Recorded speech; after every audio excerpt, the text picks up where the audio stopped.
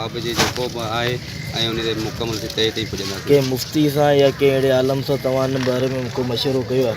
न असां अञा कंहिं वञण पिया कुझु छोकिरा आहिनि ऐं जेको उनजो वाल साहब ऐं असीं सभु वञूं था मुफ़्ती सां इहो जो सलाह मशवरो कयूं था। मुख़्तलिफ़ ॻोठनि में जो इशारा थिया आहिनि त इन जो मक़सदु त इहो जेको जंहिं माना हकाबाद कॉलोनी में रहंदो इन खां अलावा बि ॿियनि ॻोठनि में ॿियनि माण्हुनि खे माना इशारा थिया आहिनि। इहे मुख़्तलिफ़ ॻोठनि हुते हिकिड़ा 3-4 ॻोठनि उन्हनि जा कुझु लेडीज़ आहिनि कुझु जेको छोकिरा आहिनि ऐं उनजे घर वारनि खे इन्हनि खे माना मुख़्त तकलीफ़नि त 7-8 ॾींहंनि खां वठी उनजे ख्वाब में जेको इहे भई चवे पियो त मुंहिंजे जेको क़बर कुशाई कई वञे। उहो इमरान तबियतनि कीअं हो? तबियतनि यारी दोस्ती हिसाब सां लिहाज़ी इंसान हो, सुठो इंसान हो ऐं हर कंहिं सां भाईचारी। मुसलमान जी बात है